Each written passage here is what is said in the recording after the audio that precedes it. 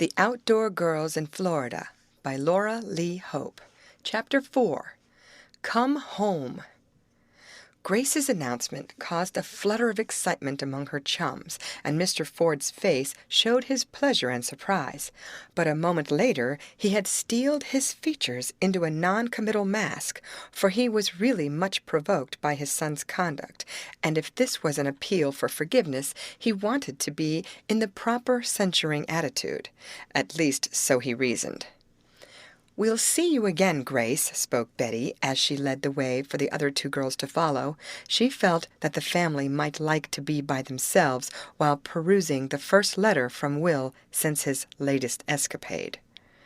"Oh, don't go!" exclaimed Grace, guessing her chum's intention. "Stay and hear what Will has to say. I'm sure Papa would want you to." And she looked at Mr. Ford, who was nervously tearing open the envelope. His brother was watching him anxiously, but it was not a kindly look on Uncle Isaac's face. At first, when it seemed as if something seriously might have happened to Will, the elderly man was rather alarmed, thinking perhaps he might be blamed. Now that a communication had come from the youth, seeming to indicate that all was well with him, his former employer was ready to deal harshly with him. He was even meditating what form of punishment could be applied, and he planned harder tasks for him in case his father should send Will back to the cotton mill in Atlanta. "Yes, stay by all means," spoke the younger Mr. Ford in rather absent-minded tones as he flipped open the letter. "We have no secrets from you girls, and if you are going to Florida and Will is in that neighborhood, he can take a run over and see you. Let's see now, what does the rascal say?" There was a caressing note in the father's voice, in spite of the somewhat stern look on his face, and he slowly read the letter, half aloud. The girls could catch a word here and there. Grace was leaning forward expectantly, her lips parted. The strain had told on her, and her eyes were still red from the tears she could not hold back. "Dear Father and all," read Mr. Ford. Yes, I wonder if he's going to ask for money. I suppose this will surprise you. Yes, Will was always good on surprises. Oh, Father, do please get on with the letter. Tell us what has happened to Will, begged Grace. We're so anxious. Mother will want to know. Read faster, please, if you can. Won't you, Father? All right, Grace, but nothing much seems to have happened to him so far. Hello, what's this, though? Going to strike out for myself. Can't stand Uncle... We'll write particulars later. I have a good chance for an opening. I wonder if it's as a waiter in some Palm Beach hotel. There may be a good thing in this. I can learn the business, the agent says. Oh, Daddy, please read it right, importuned Grace. We can't tell what Will says and what you make up as you go along. Read it yourself and tell us what it means. Then I'll go to Mama. "Yes, and if he says anything against me, don't be afraid to come out with it," interjected Uncle Isaac.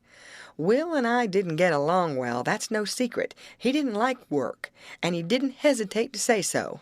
I've no doubt he had hard feelings against me, but I say here and now that I treated him as I would my own son.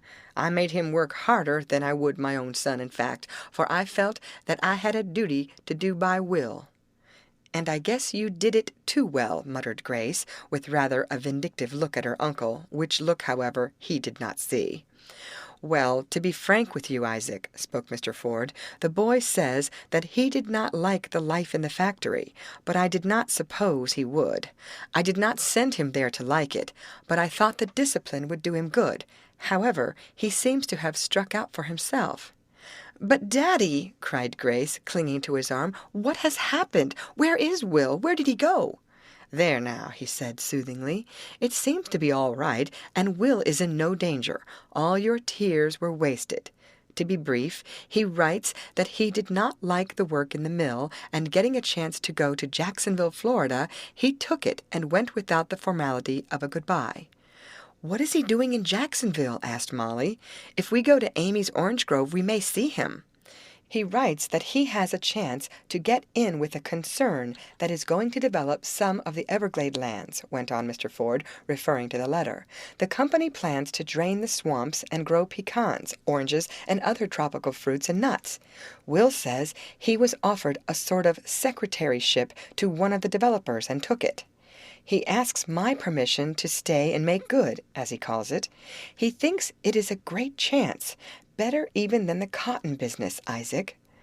Oh, yes, I suppose so. There's a lot of folks been fooled in those Everglade developing concerns, though. They're fakes, to my way of thinking.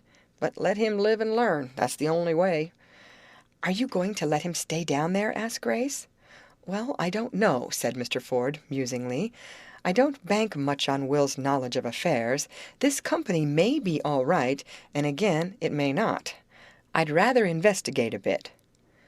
Will says, he went on, again referring to the letter, that he is sorry he went off in the abrupt way he did, but he felt that it was the only method to pursue. He says he feared you would stop him if you heard about it, Isaac. I'd have tried anyhow, was the grim comment. And as the opportunity had to be taken up quickly or be lost, Will went away in a hurry, continued his father. He says he wants to show all of us that he can make his own way in the world if given a chance, and he doesn't want to come back until he has done so. He thinks he has had enough of school. He sends his love to all of us, and his mother, and says he will write again soon, and run up for a few days' visit as soon as he can get the time. Mr. Ford's voice faltered a little as he went on. After all, he loved Will very much, and he knew that it was only the spirit of a proud boy that was keeping him away from home. "Are you going to let him stay, Daddy?" asked Grace again. "No, Grace, I think I'll write to him to come home," replied Mr. Ford. "I think this has been a lesson to him. He gives his prospective Jacksonville address in this note. I'll just send him a wire." Going to the telephone, Mr. Ford dictated this brief telegram to his son. "Come home. All is forgiven." "It's like one of those advertisements you see in the newspapers," said Grace with a little laugh. She was much relieved now, and so were her chums. They could think with more pleasure of the prospective trip to Florida. "But if Will left you a week ago, Uncle Isaac, I don't see why this letter has only now arrived," spoke Grace. "When is it postmarked, Father?" "It reached Deepdale today, but it was mailed in, let me see. Why, I can't make out the other mark, nor the date either." "Let me try," suggested Uncle Isaac, putting on his glasses. But he had no better luck. "Either Will carried that letter around in his pocket after writing it," said Mr. Ford, "or he dropped it in some obscure post office where their canceling stamps are worn out and letters go only once a week or so. The letter was written on the night he left your house, evidently," he said to his brother, indicating the superscription. "I guess the mails down your way are not very certain, Isaac." "Not always. Well, I'm glad the boy's all right. I tried to do my duty by him, as I promised I would, Jim." "I know you did, Isaac, and I think this will be a lesson to him. I'll be glad to have him back, though, for I've missed him." And again Mr. Ford's voice faltered. "So have I," said Grace softly, "and this will make Mama's headache better. I'm going up to tell her." "And we'll be going now that you have good news," remarked Betty. "Wasn't it odd to get good and bad news so close together?" "But the good came last, and that makes it the best," observed Amy with a smile. Mr. Ford gave Grace her brother's letter to take up to her mother, while he and his brother prepared to go downtown again, to finish transacting some business that had called the Southerner up north. "And I guess I'd better telegraph Will some money while I'm at it," his father said. "He writes that he has plenty of cash, but his idea of a lot of money is a few $1 bills and a pocket full of change. I'll wire $25 to him in Jacksonville to come home with." "I'll be down in a minute, girls," called Grace as she hurried upstairs to her mother's room. "Wait for me, and we'll talk about this Florida trip." When Grace came down, having made her mother happy with her good news, she was eating chocolates. "Now we know she is all right," laughed Betty. End of chapter. Read by Lorraine Montgomery for Lit2Go on the web at fcit.usf.edu. The Outdoor Girls in Florida by Laura Lee Hope. Chapter 5, Missing Again. And to think that in a few more days we'll leave all this behind us, all the cold, the icicles, the snow, and biting winds, leave it all and sail into a land of sunshine and oranges and Spanish moss and magnolias and alligators, finished Betty for Grace, who was thus going into raptures over the prospect before them, as she looked over the wintry landscape that was in full view just outside the window of Amy's home. I say Amy's home, for though it had developed that she was no relative of Mr. and Mrs. Stonington, still they insisted that she call their home hers, as long as she liked. So it was at Amy's home, then, that her chums had gathered to talk over the trip to Florida. It was the day after the somewhat startling developments regarding Will Ford, and Mr. Ford, true to his determination, had telegraphed his son $25. "Well, of course Florida will be lovely," exclaimed Molly, "and I love oranges." "To say nothing of orange blossoms," interjected Grace. "I said oranges," went on Molly, putting emphasis on the word.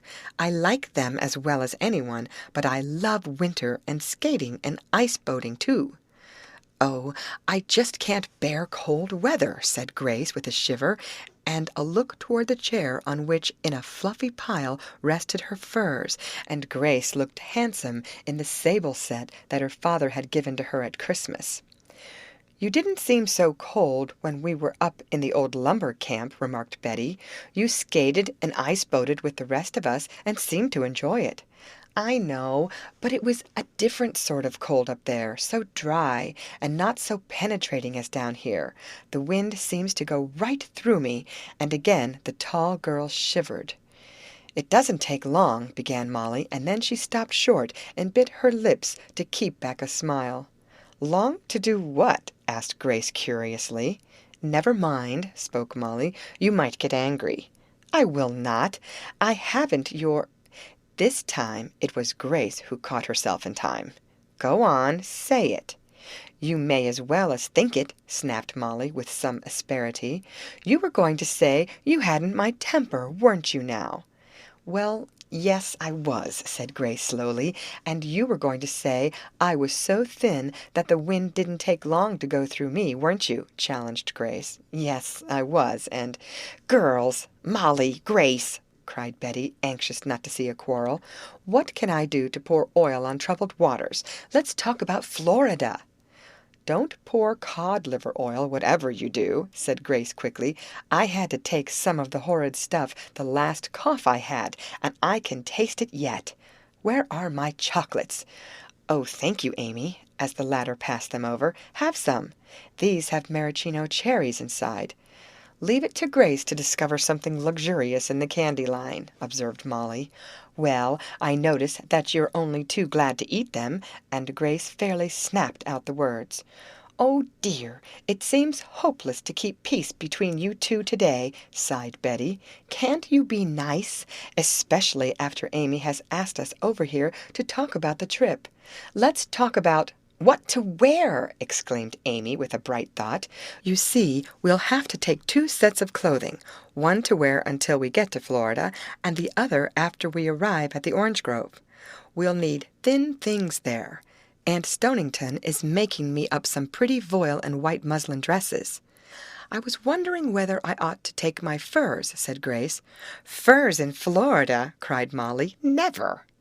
"But it will be cold going down," said Grace. "It's cold even in Washington now. I think I'll wear them." "I may not get another chance this winter if we stay there very long." "We can stay as long as we like," said Amy. "Uncle Stonington says he'll remain until spring, anyhow, for the business will take until then to get going properly. Then, too, he is anxious about Auntie's health. The doctor says the longer she stays in a mild climate, the better she will be." "She doesn't look very well," spoke Betty in a low voice. Mrs. Stonington had greeted the girls as they came to call on Amy, and had then gone to lie down. The callers had all noticed how frail and worn she seemed. Perhaps the shock of almost losing Amy had something to do with it, but there also appeared to be the seeds of some deep-seated malady present in her system. And a look at Mr. Stonington's face told that he too was worrying. But the trip to Florida might work wonders. They all hoped so, at any rate. "If we're going to take Bet's boat, we ought to wear our sailor suits part of the time," suggested Molly. "Are you going to take the gem?" "What about that, Amy?" questioned Betty. "Did you inquire whether there are navigable waters near the orange grove?" "There are. The grove is near the town of Bentonville, on the Mayfair River, which empties into Lake Chad, so I think there will be plenty of chance to go boating. The grove is in the Indian River section, where some of the finest oranges grow." "Then the gem goes along," decided Betty. "I'm going to stop at the freight office on my way home and see about having it crated and shipped." Discussing what they would take in the way of dresses and other feminine accessories, talking over prospective trips in the motorboat, speculating as to whether Will or any of his boy chums would go to Florida for a brief visit, made the winter afternoon pass quickly. "It would be nice if Will and some of the other boys could come down," said Molly reflectively. "By some of the others, meaning Allan Washburn, I suppose," said Molly slyly, for Betty's liking for the young lawyer was no secret, nor was his for her. "Speak for yourself, please," said the little captain, a flush mounting to her already rosy cheeks. "Though, of course, if Will is coming home, he won't want to go back again," she concluded. "Hardly, I fancy," agreed Grace. "That's the last chocolate. I must get some more for tonight. Who's going downtown?" They all were, it developed, and on the way Betty stopped at the railroad freight office and arranged to have a man sent to the boathouse to crate the gem. Then it could be taken to the railroad on a truck. "And what will we do with it when we get to Bentonville?" asked Amy. "It does look so big out of the water," for after the visit to the freight office they had gone to where the gem was stored in winter quarters. "Oh, we can manage it there," said Betty. "There must be plenty of men and trucks down there."